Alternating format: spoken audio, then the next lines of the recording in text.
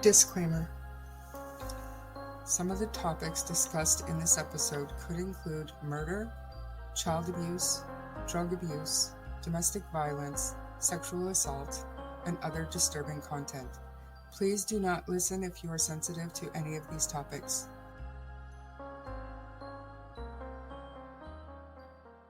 Hi guys, it's time to do another update episode on some of our previously covered cases.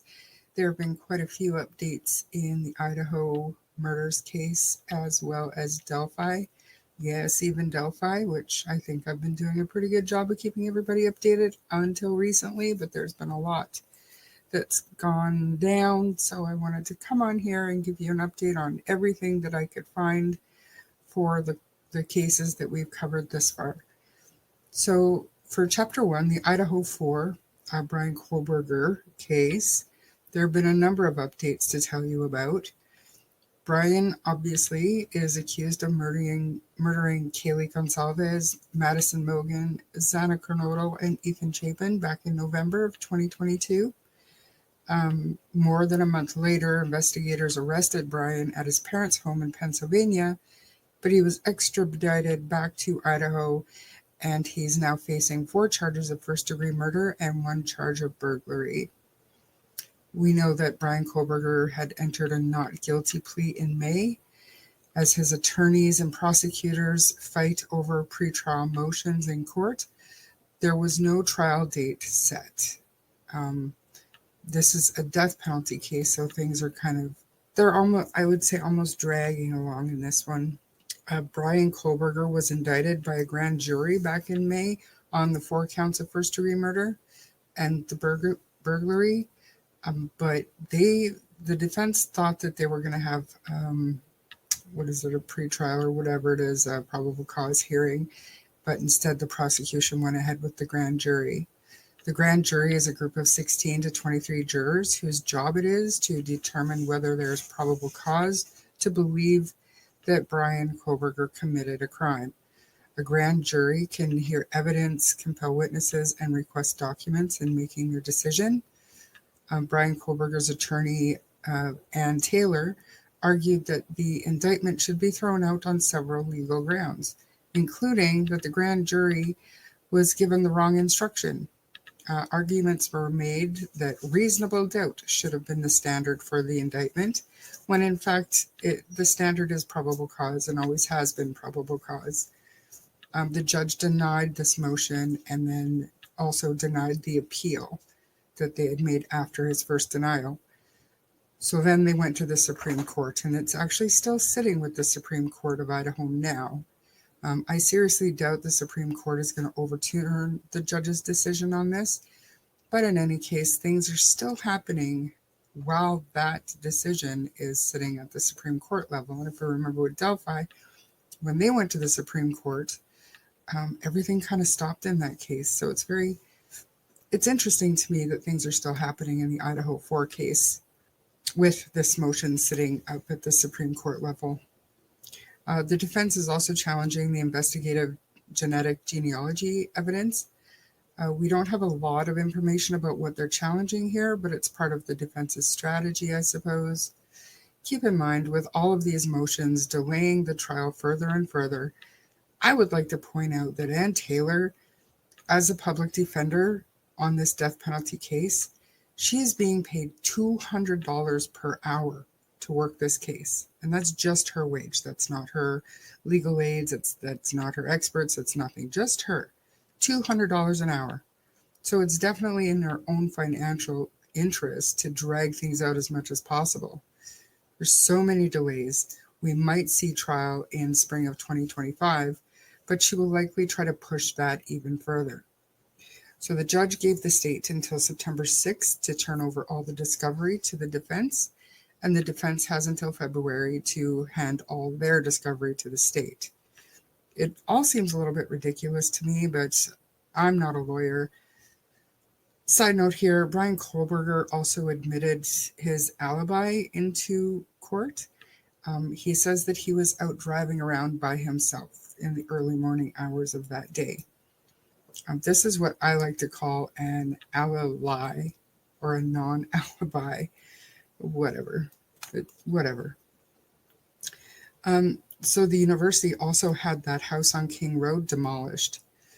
The defense and the state and the judge, nobody objected to this. Law enforcement, everybody was okay with the house being demolished.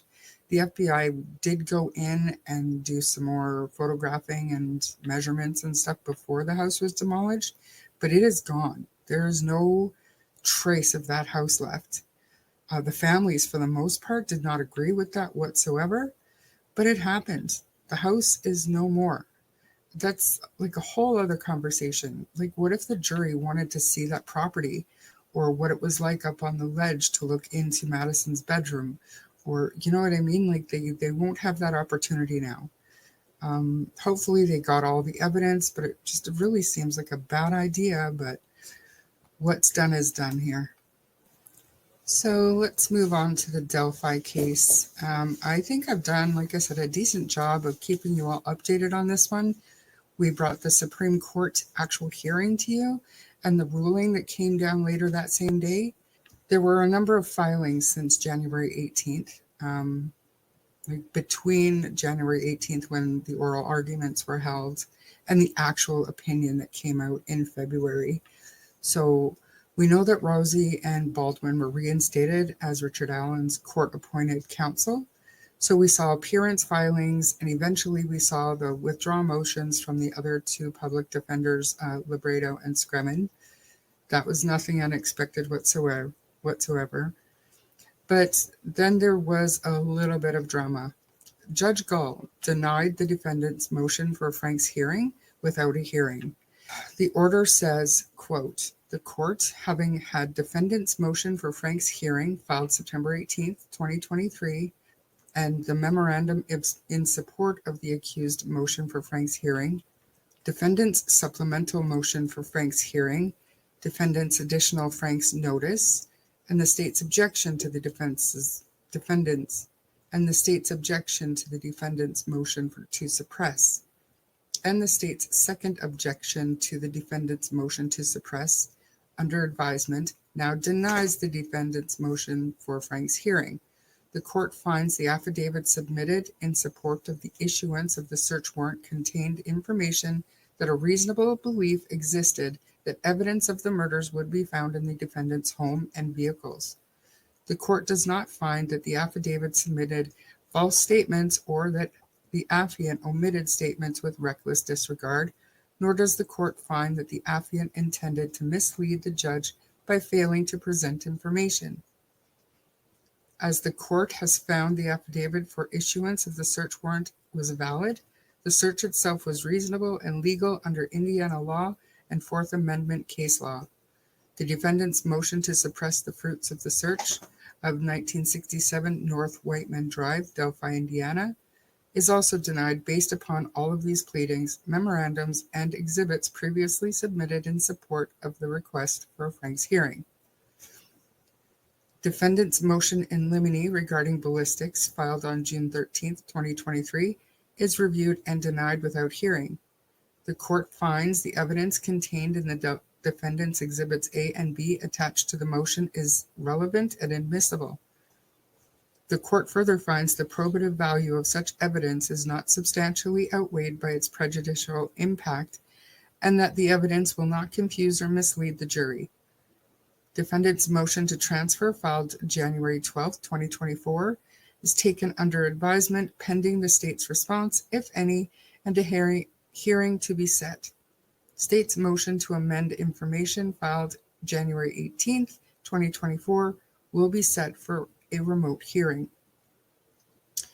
So I basically said everything that the defense has asked for is denied, and what the state has asked for has been set over to be scheduled for hearing. So Nick McClellan filed a motion against the defense counsel for contemptuous conduct on January 24th, basically citing the same issues that Gull used to remove them in the first place, that the Supreme Court reversed. So a hearing for that has been set for March 18th.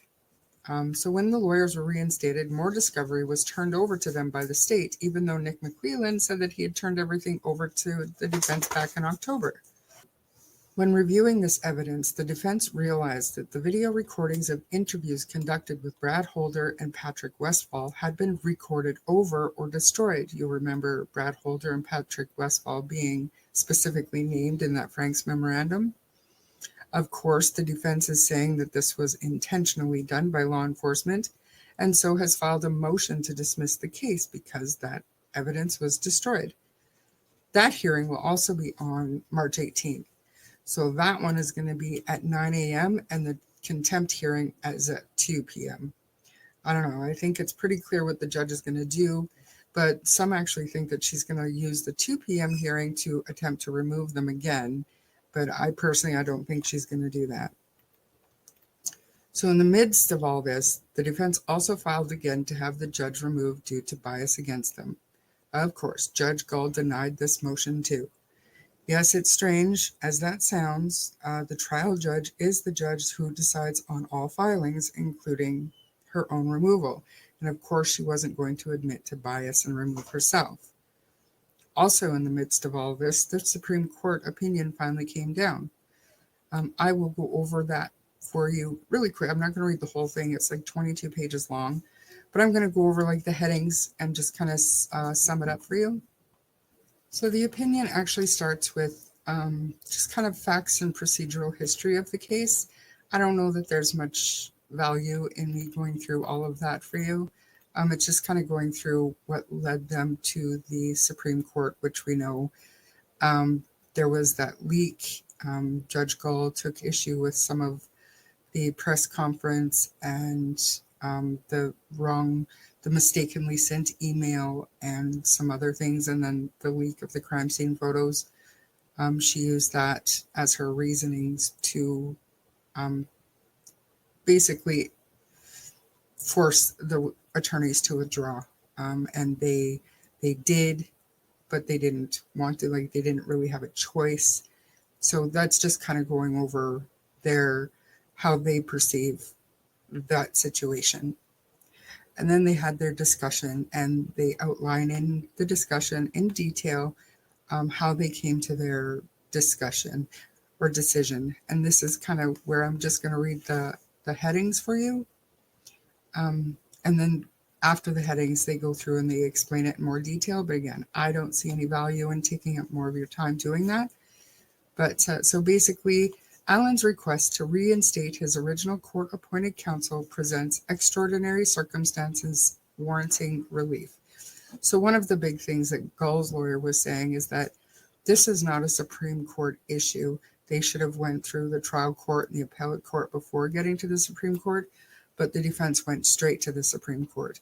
So here they're just basically saying that, no, you're right, this is extraordinary circumstances, and it did warrant their attention.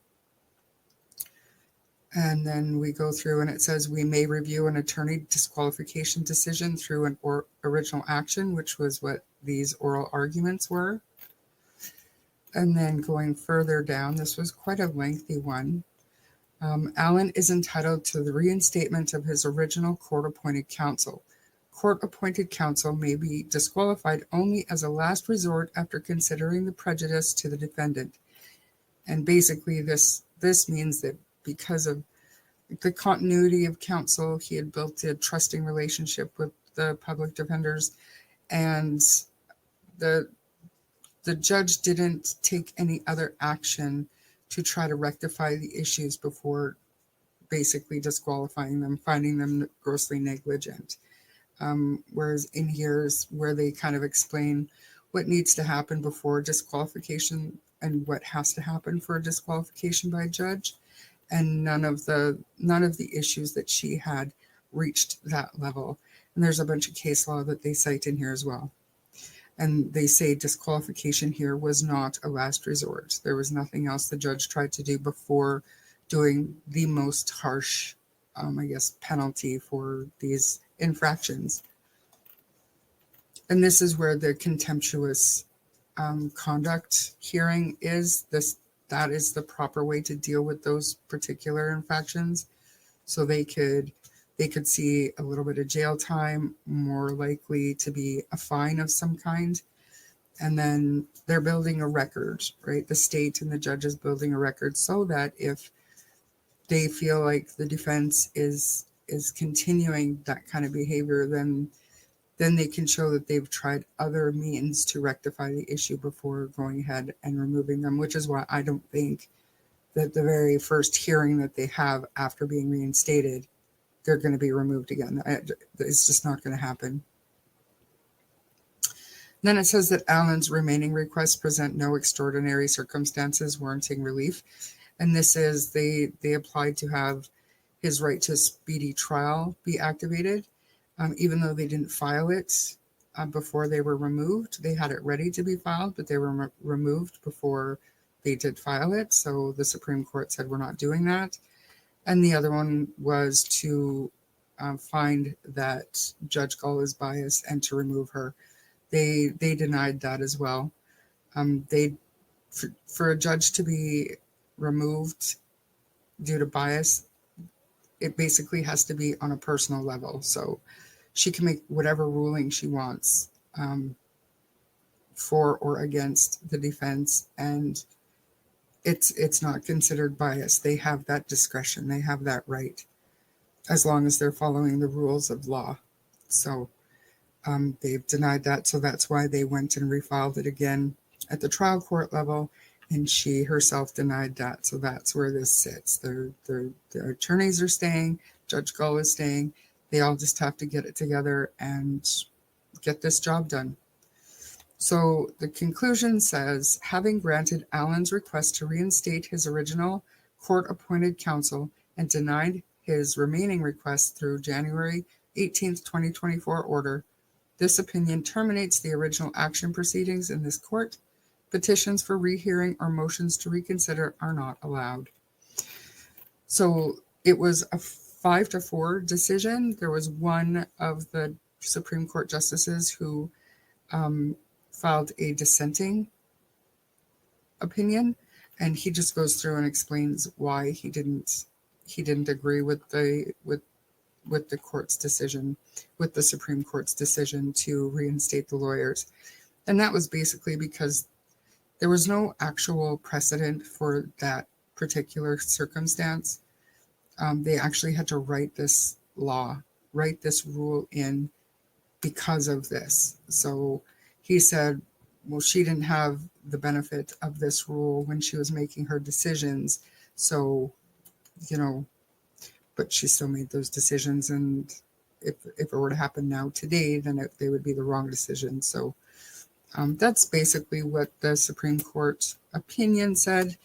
And yeah, it was exciting to have that come in. And I'm kind of glad that it's over myself.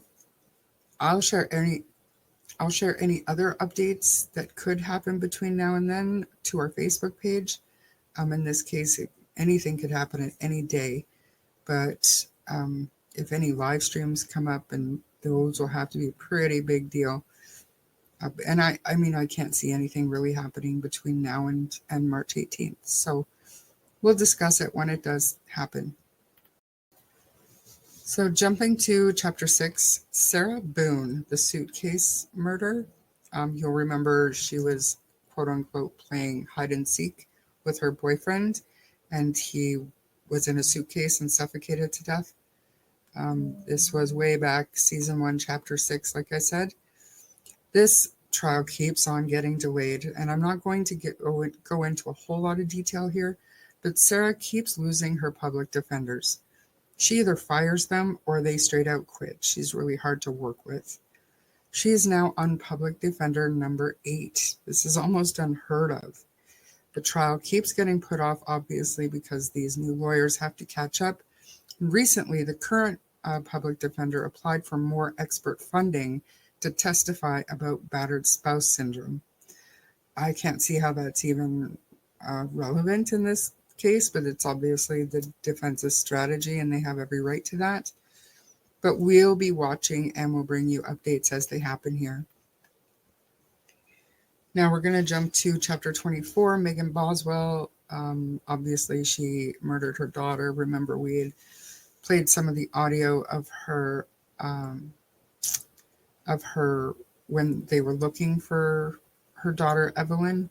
It turns out she was charged with her murder after the baby's body was found. She's awaiting trial, and the trial is set actually for February of 2025. In the latest hearing for Megan, it lasted just a few minutes. She's actually facing more than a dozen charges, and that includes 2 counts of felony murder in connection to the death of Evelyn Boswell. So we'll be watching for any updates on that one. So now we're going to jump ahead to chapter 26 and 31, Caliyah Guyton. If you remember, Michael Geiger was charged in the brutal rape and murder of the 2-year-old little girl in Enid, Oklahoma. Chapter 31, we had the interview with Summer. But anyways, he has been ruled incompetent to stand trial in that case.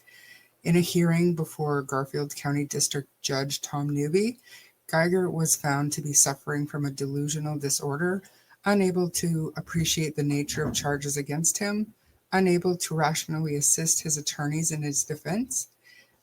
Newby, on November 1st, 2023, ordered Oklahoma Forensic Center in Veneta to develop a treatment plan to restore Geiger's competency. The order states that, quote, restoration of competency within a reasonable time is likely if the defendant is provided with a course of treatment, therapy, or training. It further states that inpatient treatment is the only competency restoration protocol likely to help the defendant achieve competence, and that Geiger objects to the use of psychotropic medications which are prescribed to stabilize or improve mood, mental status, or behavior. Officials in Oklahoma Forensic Center are required to provide the court and the defense and prosecution attorneys with periodic updates on Geiger's status. If officials at the center determine Geiger is competent, they are required to provide the court with a post-evaluation competency report within 30 days. Prosecutors are seeking the death penalty, obviously. In a bill of particulars filed in November of 2022, prosecutors stated that they would seek the death penalty as a result of Geiger being previously convicted of a felony involving the use or threat of violence to a person, that the murder was especially heinous, atrocious, or cruel, and that there exists probability of Geiger committing criminal acts of violence that would constitute a significant and ongoing threat to society. So we will definitely keep you updated on that. I have not heard from Summer. I hope that Summer and Caliyah's family are all doing well. Going up to chapter 40, the Long Island serial killer case. Since Rex Doerman was arrested and charged with the murders of Amber Costello, Melissa Bartholomew, Megan Waterman, he has also been charged with a 4th murder. Maureen Brainerd Barnes has long been suspected of being a victim of the Long Island serial killer, and now Rex has been charged. Hairs matching those belonging to Rex's wife and daughter were found on the victims, which likely got on the victims via transfer. It seems as though Rex brought sex workers to his own home, so it makes sense that there would be transfer DNA on these women or on the burlap that the remains were wrapped in. So there's no trial in sight just yet, but I will keep you posted. Strangely, Keith Jesperson, who was the happy-faced killer, has become pen pals with Rex. I will link a stream where we read one of those letters that Rex wrote back to Keith. From that letter, I can suspect that Keith is trying to convince Rex to confess, maybe?